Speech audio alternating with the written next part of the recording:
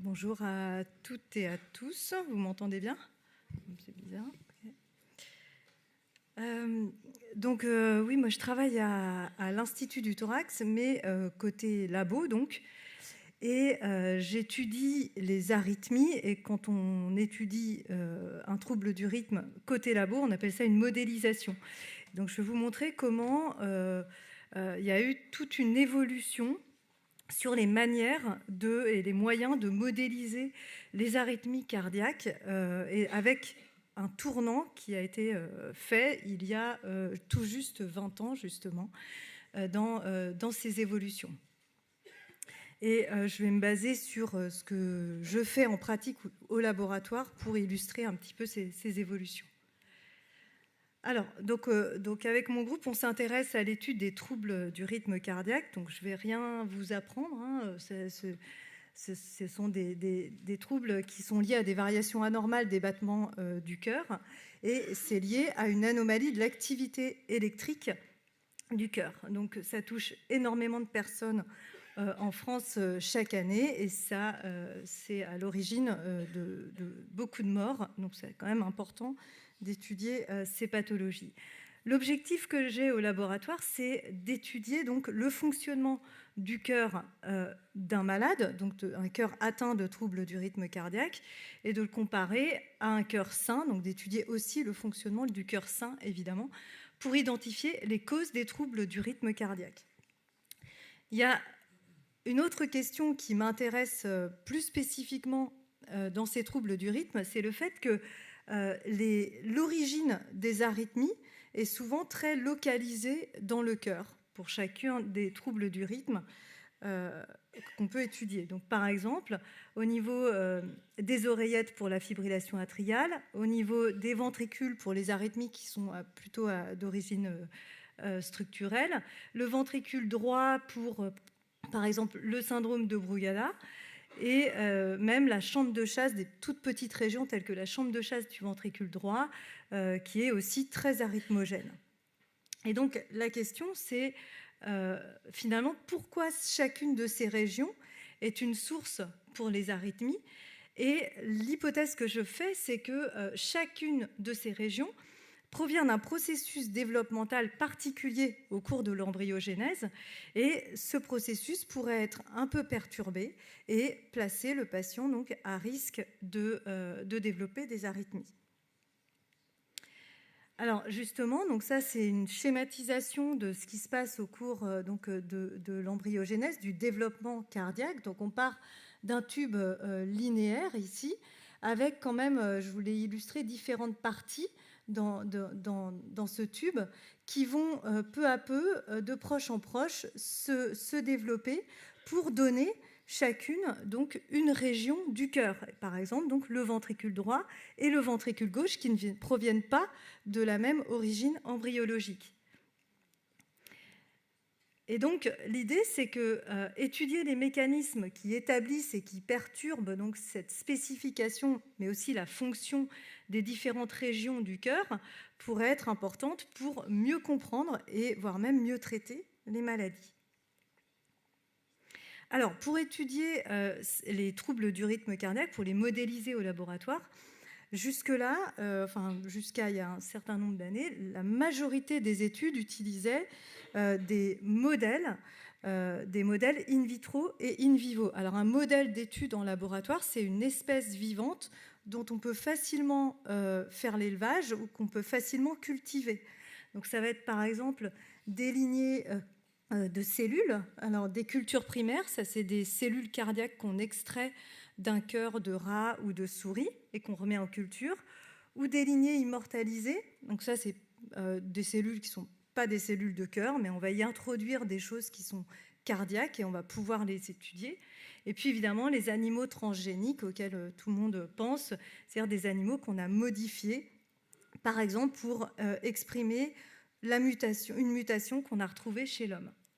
Alors le problème, c'est que chacun de ces modèles ici présentait des limites évidemment assez fortes quand on veut étudier des troubles du rythme cardiaque humain.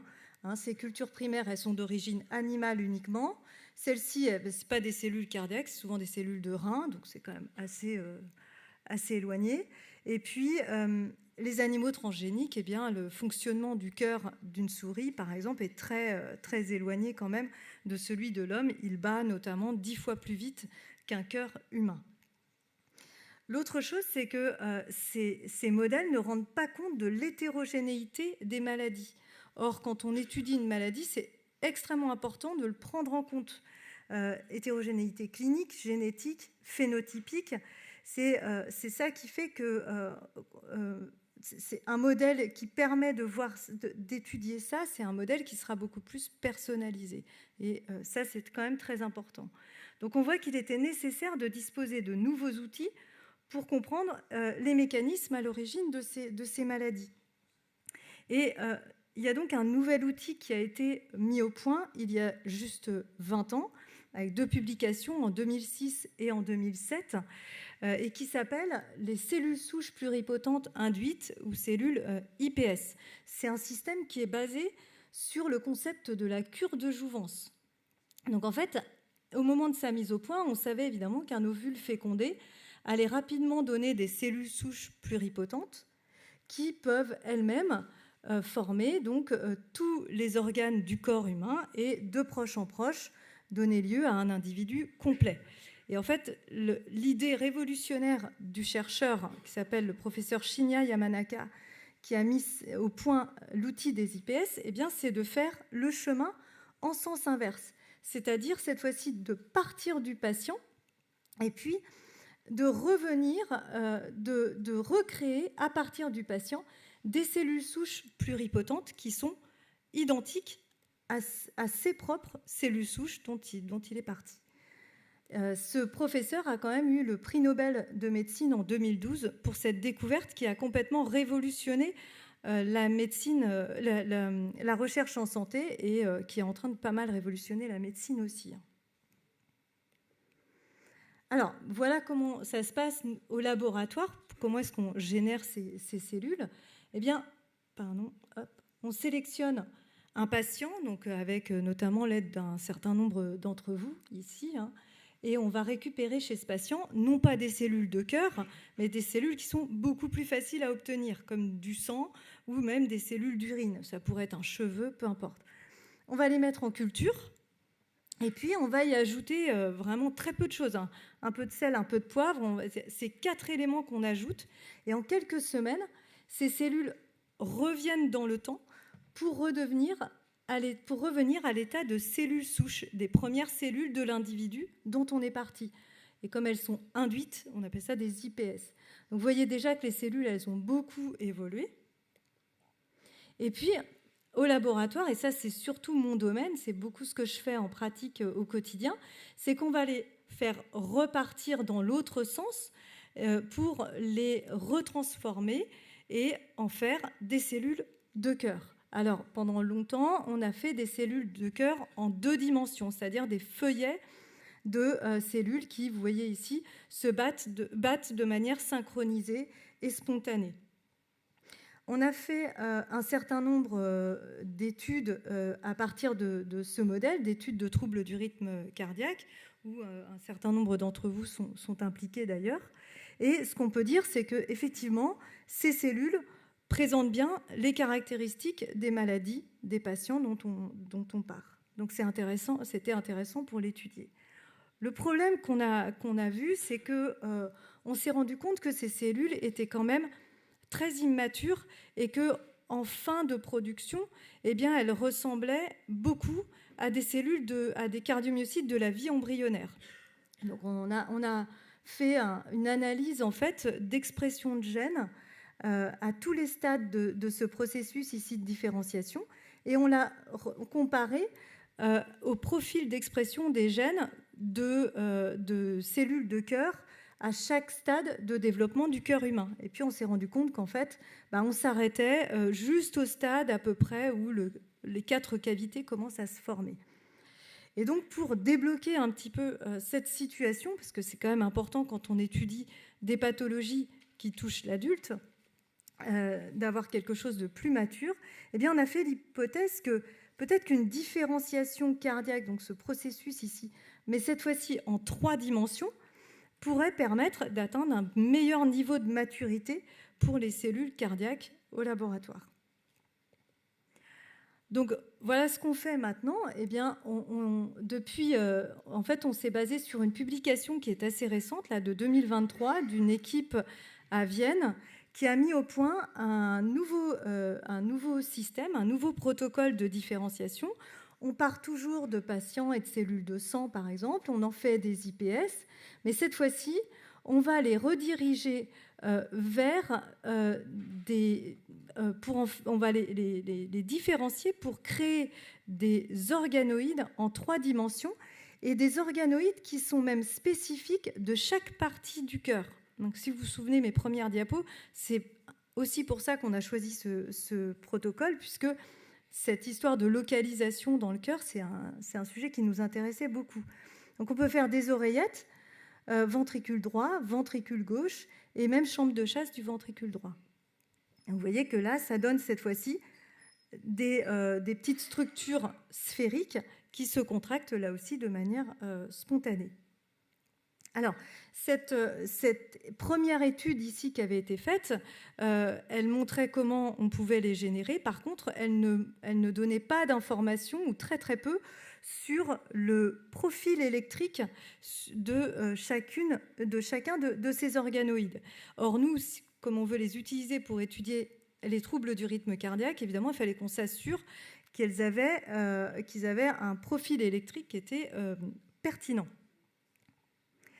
Alors, donc voilà ce qu'on a obtenu pour l'instant. Donc ici, vous avez une vue obtenue par microscopie d'un organoïde, en tout cas de la partie un peu centrale d'un organoïde. Vous voyez que c'est un peu un donut, hein. C'est une structure, c'est assez relevant par rapport à la structure d'une des chambres cardiaques, puisque c'est une structure sphérique qui est creuse.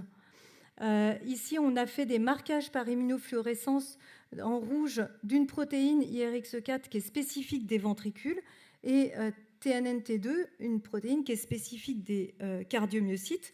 Donc on voit que ça s'allume bien un peu partout, donc on crée bien des organoïdes cardiaques ventriculaires.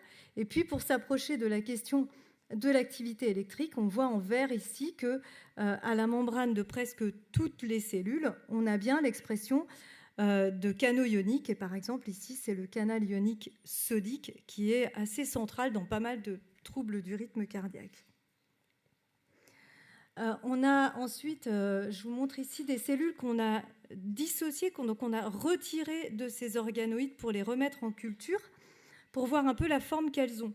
Et vous voyez que par rapport à nos premières cultures en 2 dimensions, où les cellules sont assez larges, on a une forme de cardiomyocyte qui est beaucoup plus cohérent avec ce qu'on voit, ce qu'on connaît d'un cardiomyocyte humain adulte, avec aussi, quand on regarde des marquages du cytosquelette, donc toutes les structures qui permettent à un cardiomyocyte de se contracter, eh bien, des structures qui sont parallèles, organisées, très bien striées, et donc qui sont le garant d'une bonne fonction de ces cellules cardiaques. Alors, c'est un protocole qui dure à peu près 15 jours. Les organoïdes croît en termes de surface au cours du temps, avec les organoïdes ventricule gauche qui sont les plus grands. On a une efficacité de 100% d'obtention d'organoïdes battants en fin de différenciation, que ce soit pour les ventricules droits ou ventricules gauche. Et évidemment, on a vérifié qu'on avait bien une spécificité du côté droit et du côté gauche. Donc on sait qu'on fait bien des organoïdes droits et gauche. Ensuite, on a commencé donc à regarder leur activité électrique. Alors pour faire ça, au labo, donc on dissocie les cellules de ces organoïdes, on les remet en culture et on analyse par une technique qu'on appelle le patch clamp, on analyse donc leur profil d'activité électrique. Alors, je vous ai mis à chaque fois ce qu'on est censé obtenir et ce que nous, on a obtenu. Donc ici, vous avez un schéma de, par exemple, un profil global d'activité électrique d'un cardiomyocyte immature et d'un cardiomyocyte mature. Donc les différences, c'est la présence ici de ce creux et de ce dôme, le potentiel de membrane qui est beaucoup plus bas, et puis il y a aussi cette vitesse donc, de cette première phase qui doit être plus rapide. Alors voilà ce qu'on a obtenu quand on a comparé les profils avec les cultures en 2 dimensions et en 3 dimensions. Déjà, on voit bien qu'en 3 dimensions uniquement, on observe ce creux et cette bosse, là, ce notch and dome. On a bien un potentiel de repos qui est beaucoup plus bas et une vitesse de dépolarisation qui est plus élevée. Donc ça montre que électriquement, les cellules qu'on génère avec les organoïdes sont bien plus matures qu'en 2 dimensions. Ensuite, on a voulu voir si les caractéristiques de l'activité électrique du côté droit et du côté gauche des ventricules cardiaques étaient retrouvées, étaient récapitulées. Et effectivement, on a bien, comme attendu, donc une durée plus longue des potentiels d'action, donc des profils généraux globaux d'activité électrique pour les organoïdes du ventricule droit, et puis plusieurs autres caractéristiques qui sont différents entre les deux et qui sont censés être différents de cette manière-là. On a aussi regardé l'expression de certains canaux ioniques qui sont typiques du cœur et on a comparé le profil d'expression obtenu dans les cardioïdes à ce qu'on pouvait obtenir dans du tissu cardiaque humain sain. Et vous voyez qu'on a des profils qui sont très comparables. Et ça ces différences d'expression, eh bien, elles ont un impact au niveau fonctionnel. Par exemple, ici, pour SCN5A, qui est le canal sodique, eh bien, on a plus de SCN5A dans le ventricule droit et on a aussi plus de courant sodique dans les organoïdes ventricule droit que ventricule gauche. Donc on voit que cette différenciation des organoïdes les entraîne bien efficacement vers les régions attendues. Alors, je vais juste vous montrer maintenant un petit peu ce qu'on souhaite en faire et ce qu'on commence à en faire au laboratoire, donc, dans le cadre de questions de recherche spécifiques. Donc nous, on essaye d'étudier les substrats, les causes des troubles du rythme cardiaque. Et je vais prendre ici l'exemple d'études qu'on va réaliser ou qu'on réalise sur le syndrome de Brugada. Donc le syndrome de Brugada, c'est une pathologie rythmique rare qui place le patient à haut risque de mort subite. Et il y a 3 questions qui nous intéressent fondamentalement au labo, dans notre équipe. D'abord, c'est est-ce qu'il y a une origine développementale du syndrome de Brugada ?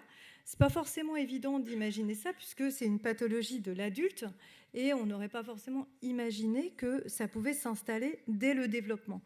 Or, une étude de génétique assez récente qui a été publiée par des généticiens de l'Institut du thorax a identifié de nouveaux variants génétiques multiples associés au syndrome de Brugada et qui sont localisés à proximité de gènes qui sont en fait des acteurs clés du développement cardiaque. C'est ce qu'on appelle des facteurs de transcription. Et ce qui est bien, c'est qu'on a vérifié que chacun de ces facteurs de transcription qui étaient retrouvés dans les analyses de génétique, eh bien, on les avait exprimés aussi dans notre modèle de différenciation d'IPS en cellules cardiaques. On s'intéresse aussi à essayer de comprendre pourquoi l'arythmogénicité du Brugada est localisée dans le ventricule droit. Donc là, vous comprenez que l'outil des organoïdes ventricule droit, ventricule gauche va être particulièrement pertinent pour ça. Et puis, la dernière chose qui nous intéresse, c'est d'essayer de comprendre les différences d'expressivité de la maladie entre les hommes et les femmes, puisqu'on a à peu près 10 hommes Brugada qui sont symptomatiques pour une seule femme.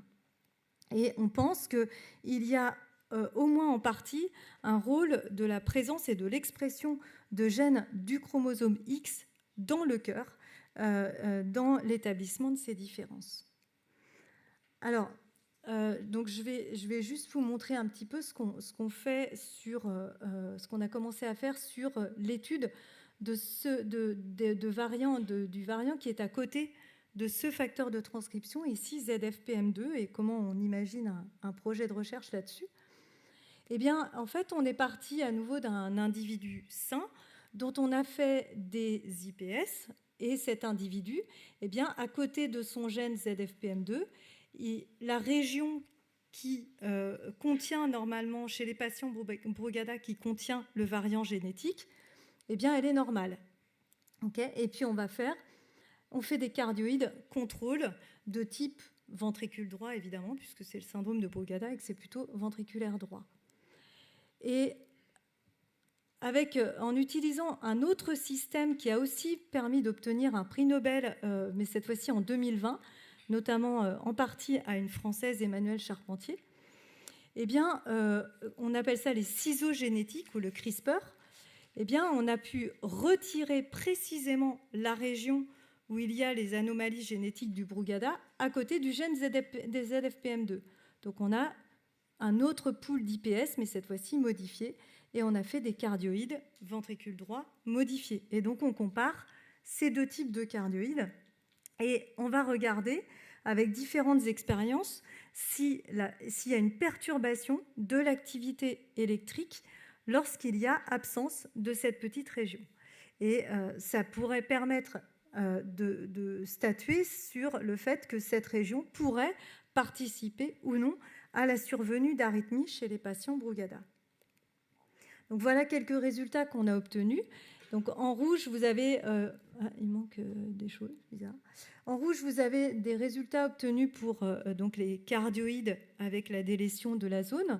Donc vous voyez déjà que l'expression de certains gènes qui sont clés dans le Brugada est perturbée.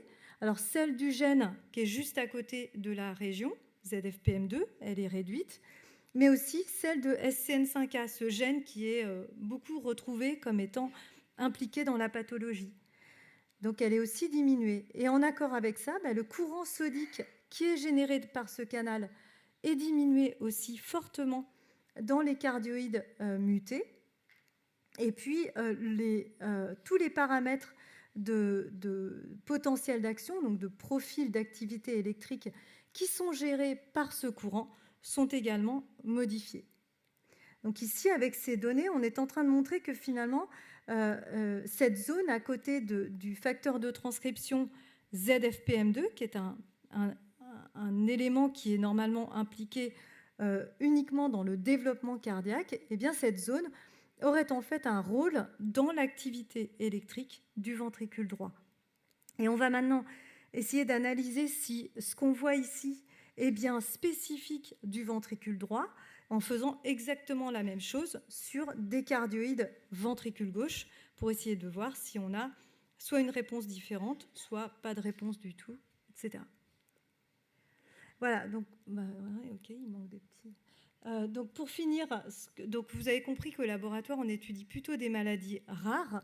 Et ce que je voulais vous dire, c'est que en fait, ce qu'on apprend d'une maladie rare peut nous en dire beaucoup sur des maladies beaucoup plus fréquentes. Pourquoi ? Parce que, par exemple, ces anomalies génétiques qui sont autour des gènes, comme ça, eh bien, on commence à en identifier aussi dans les maladies fréquentes, telles que la fibrillation auriculaire, par exemple. Et donc, nous, on a mis au point une approche qui associe, en fait, génétique, biologie cellulaire et innovation technique, qui permet, alors, de notre côté, de comprendre les mécanismes des maladies, mais si on l'applique à des pathologies fréquentes, en fait, d'aller plus vers de la médecine personnalisée. Voilà, je vous remercie de votre attention. Et puis, je remercie les gens de l'Institut du Thorax qui sont côté labo, évidemment. Donc, il y en a ici qui sont côté labo et qui passent après côté clinique, mais aussi voilà, tous les gens du côté de la clinique qui sont impliqués dans ces études. Merci.